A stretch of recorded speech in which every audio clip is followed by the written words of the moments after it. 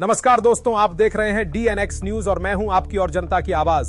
दोस्तों, आज का यह वीडियो सिर्फ खबर नहीं बल्कि गोदी मीडिया के चेहरे पर एक सच का तमाचा है। आज हम उस सच से पर्दा उठाएंगे जिसे दबाने के लिए सत्ता की पूरी ताकत लगा दी गई है। वो सच जिसे करोड़ों देकर ढका जाता है, उसे भारत की आवाज आज बेनकाब करेगी। लेकिन उससे पहले एक कड़वा सच, क्या आप सच के साथ नहीं हैं? 99% लोग हमारी खबरें हर रोज देख रहे हैं, लेकिन जब बात साथ देने की आती है तो ना एक लाइक मिलता है ना एक सब्सक्राइब। याद रखिए, आपकी चुप्पी ही इस झूठी मीडिया को ताकत है। बस 1 सेकंड लगता है सब्सक्राइब करने में, जिससे हमें हक की लड़ाई लड़ने की ताकत मिलती है। खैर, फैसला आपके हाथ में है। चलिए अब शुरू करते हैं। देखिए दोस्तों, मौसम विभाग इंडिया मेट्रोलॉजिकल डिपार्टमेंट ने एक बड़ी घोषणा की है। IMD ने कल यानी 2 जून को आधिकारिक प्रेस रिलीज जारी करते हुए बताया कि दक्षिण पश्चिम मानसून 4 जून 2026 को केरल में दस्तक देने की संभावना है। यह पिछले अनुमान से थोड़ी देरी से आ रहा है। वहीं IMD ने यह भी चेतावनी दी है कि इस बार एल नीनो की वजह से मानसून सामान्य से कमजोर रह सकता है। लॉन्ग पीरियड एवरेज का महज 90% बारिश होने का अनुमान है। अब देखना होगा कि किसानों और जलाशयों पर इसका कितना असर पड़ेगा। इधर एक बड़ी खबर सामने आ रही है। भारत और पाकिस्तान के बीच मई 2025 में हुए सीजफायर को लगभग 1 साल पूरा हो गया है। वॉशिंगटन पोस्ट समेत कई अंतर्राष्ट्रीय मीडिया रिपोर्ट्स बता रही हैं कि फिलहाल सीजफायर तो कायम है, लेकिन तनाव बना हुआ है। दोनों देश तकनीकी रूप से शांति में हैं, मगर कश्मीर में हालात अभी भी नाजुक बने हुए हैं। आने वाले दिनों में कूटनीतिक स्तर पर क्या होता है, यह देखना दिलचस्प रहेगा। अब एक महत्वपूर्ण अपडेट। भारतीय रिजर्व बैंक की मॉनेटरी पॉलिसी कमेटी आज अपना फैसला सुनाएगी। अधिकांश अर्थशास्त्रियों का मानना है कि RBI रेपो रेट को 5.25% पर स्थिर रख सकता है। ईरान युद्ध की वजह से कच्चे तेल की कीमतें ऊंची हैं, जिससे महंगाई का दबाव बढ़ रहा है।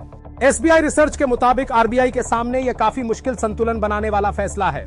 शेयर बाजार और आम लोगों की नजरें इस फैसले पर टिकी हैं। इसी बीच एक महत्वपूर्ण खबर सामने आई है। नीट UG 2026 पेपर लीक मामला अभी भी काफी गर्म है। 3 मई को हुई परीक्षा रद्द करने के बाद अब 21 जून को री एग्जाम होना है। CBI मामले की जांच कर रही है। सरकार ने सभी 5432 परीक्षा केंद्रों पर AI आधारित CCTV निगरानी और मोबाइल जैमर लगाए हैं। सुप्रीम कोर्ट ने इस मामले को छात्रों के लिए बेहद दुखद बताया है। लाखों छात्र और उनके परिवार इस परीक्षा का इंतजार कर रहे हैं। वहीं दूसरी तरफ ईरान युद्ध का सीधा असर भारत की अर्थव्यवस्था पर पड़ रहा है। कच्चा तेल करीब $94 प्रति बैरल के आसपास कारोबार कर रहा है। भारत सालाना $123 अरब से ज्यादा का कच्चा तेल आयात करता है। ऐसे में तेल की ऊंची कीमत सीधे आम आदमी की जेब पर असर डालती है। खबरें हैं कि प्रधानमंत्री मोदी ने लोगों से विदेश यात्रा और सोने के आयात में कटौती की अपील की है, ताकि विदेशी मुद्रा भंडार बचाया जा सके। इस बीच भारत अमेरिका संबंधों पर भी एक अहम अपडेट है।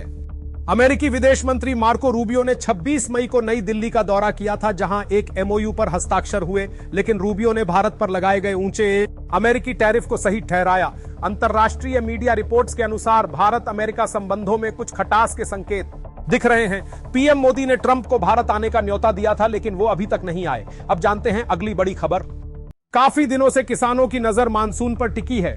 IMD का ताजा अनुमान बता रहा है कि इस बार जून से सितंबर के बीच सामान्य से कम बारिश होगी। एल नीनो की वजह से यह सीजन कमजोर रह सकता है। अगर बारिश कम हुई तो खरीफ फसल, जलाशयों का स्तर और बिजली उत्पादन सभी पर असर पड़ेगा। सरकार ने पहले से ही सूखे की आशंका के मद्देनजर तैयारियां शुरू कर दी हैं। इधर एक और महत्वपूर्ण अपडेट सामने आई है।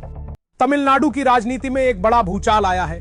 1 जून 2026 को खबर आई कि बीजेपी के तमिलनाडु प्रमुख के अन्नमलाई ने पार्टी से इस्तीफा देने का फैसला किया है। यह बीजेपी के लिए दक्षिण भारत में एक बड़ा झटका माना जा रहा है। अन्नमलाई को तमिलनाडु में पार्टी का चेहरा माना जाता था। ऐसे में अब राज्य में पार्टी को नए नेतृत्व की जरूरत होगी और यह देखना दिलचस्प होगा कि पार्टी अब आगे क्या कदम उठाती है। अब बात करते हैं शेयर बाजार की। ताजा आंकड़ों के अनुसार सेंसेक्स करीब 74,267 के स्तर पर कारोबार कर रहा है, जो 0.68% की गिरावट दर्शाता है। निफ्टी भी 23,378 के आसपास है। ईरान युद्ध की वजह से कच्चे तेल की बढ़ती कीमतें और रुपए पर दबाव बाजार को नीचे खींच रहे हैं। विदेशी संस्थागत निवेशक फिलहाल सतर्क हैं। आम निवेशकों को भी फिलहाल सोच समझकर निवेश करने की सलाह दी जा रही है। इसी बीच पश्चिम बंगाल से एक राजनीतिक अपडेट सामने आई है। बीजेपी में पश्चिम बंगाल कैबिनेट विस्तार को लेकर कयासबाजी चल रही है। पार्टी सूत्रों के मुताबिक स्वप्न दासगुप्त और रुद्रनील घोष जैसे नाम संभावित सूची में हैं। राज्य की सियासत में यह नई हलचल बीजेपी के लिए काफी महत्वपूर्ण मानी जा रही है। बंगाल में पार्टी को मजबूत करने के लिए नई रणनीति तैयार की जा रही है। आने वाले दिनों में इस पर आधिकारिक घोषणा हो सकती है। चलिए दोस्तों, अगली खबर पर नजर डालते हैं। सरकार का कहना है that NEET UG 2026 paper leak के बाद अब बड़े सुधार होंगे। शिक्षा मंत्री धर्मेंद्र प्रधान ने घोषणा की है कि 2027 से नीट यूजी परीक्षा कंप्यूटर आधारित टेस्ट यानी सीबीटी फॉर्मेट में होगी। उन्होंने बताया कि ओएमआर शीट की वजह से लीक का खतरा था, जो अब खत्म होगा। राधाकृष्णन कमेटी ने भी सीबीटी की सिफारिश की थी। यह कदम लाखों छात्रों के भविष्य को सुरक्षित करने की दिशा में बड़ा माना जा रहा है। इधर सरकार के लिए एक बड़ी अच्छी खबर भी है। आरबीआई ने वित्त वर्ष 2025-26 के लिए सरकार को रिकॉर्ड 2.86 लाख करोड़ रुपए का सरप्लस ट्रांसफर किया है। यह अब तक का सबसे बड़ा ट्रांसफर है। इससे सरकार को राजकोषीय घाटा नियंत्रित करने में मदद मिलेगी। ईरान युद्ध और कच्चे तेल की महंगाई के बीच यह पैसा सरकार के लिए बड़ी राहत है। आने वाले दिनों में सरकार इसका इस्तेमाल विकास कार्यों में कर सकती है। अब एक महत्वपूर्ण अपडेट आम लोगों से जुड़ी। हुंडई मोटर इंडिया ने 1 जून 2026 से अपनी कारों की कीमतों में 12,800 रुपए तक की बढ़ोतरी की है। कंपनी ने इसके लिए रुपए की कमजोरी और बढ़ती उत्पादन लागत को जिम्मेदार बताया है। ईरान युद्ध की वजह से आपूर्ति श्रृंखला पर पड़ रहे दबाव के बीच यह खबर आई है। वो जानकारों का कहना है कि आने वाले महीनों में अन्य कार कंपनियां भी दाम बढ़ा सकती हैं। अब एक और महत्वपूर्ण अपडेट। सरकार की इंडिया एआई पहल और मेटा ने मिलकर आईआईटी जोधपुर में एक जनरेटिव एआई सेंटर स्थापित किया है, जिसे सृजन नाम दिया गया है। इसके साथ युवा एआई इनिशिएटिव भी शुरू किया गया है, जिसके तहत युवा ओपन सोर्स एआई को सीख और इस्तेमाल कर सकेंगे। एमईआईटीवाई और एआईसीटी इस पहल में भागीदार हैं। यह भारत को एआई के क्षेत्र में वैश्विक शक्ति बनाने की दिशा में एक अहम कदम माना जा रहा है। देखिए दोस्तों, भारत की दिग्गज दवा कंपनी सन फार्मास्यूटिकल इंडस्ट्रीज ने एक ऐतिहासिक कदम उठाया है।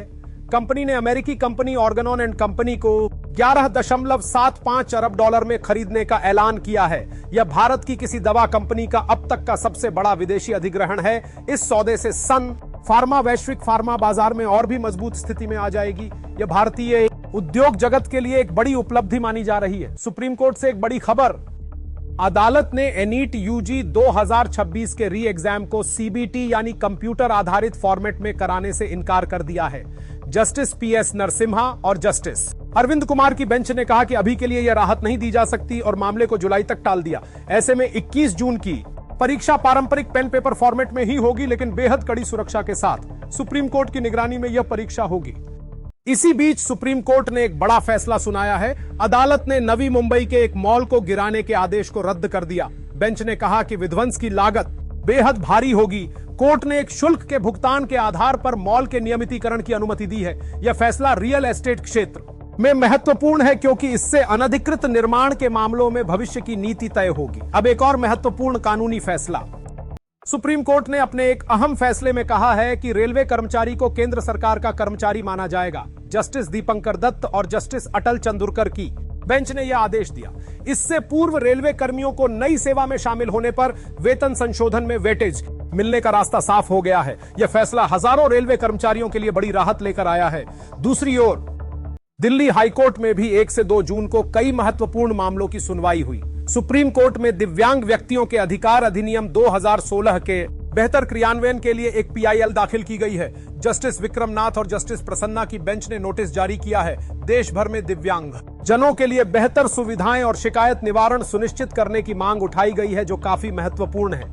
इसी बीच एक महत्वपूर्ण खबर सामने आई है।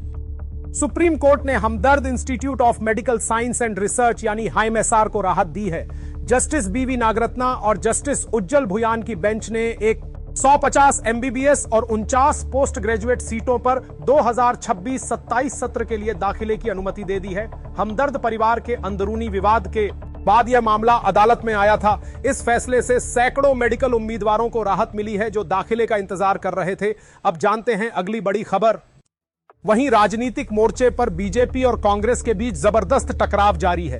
बीजेपी प्रवक्ताओं ने आरोप लगाया है कि राहुल गांधी देश में अराजकता फैलाकर मोदी सरकार को अस्थिर करने की कोशिश कर रहे हैं। साथ ही कांग्रेस पर विदेशी ताकतों के प्रभाव में राष्ट्रीय हित से समझौते का आरोप भी लगाया गया है। विपक्ष ने इन आरोपों को बेबुनियाद बताकर खारिज कर दिया है। सियासी आरोप प्रत्यारोप का यह दौर लगातार चल रहा है। अब एक और राजनीतिक अपडेट।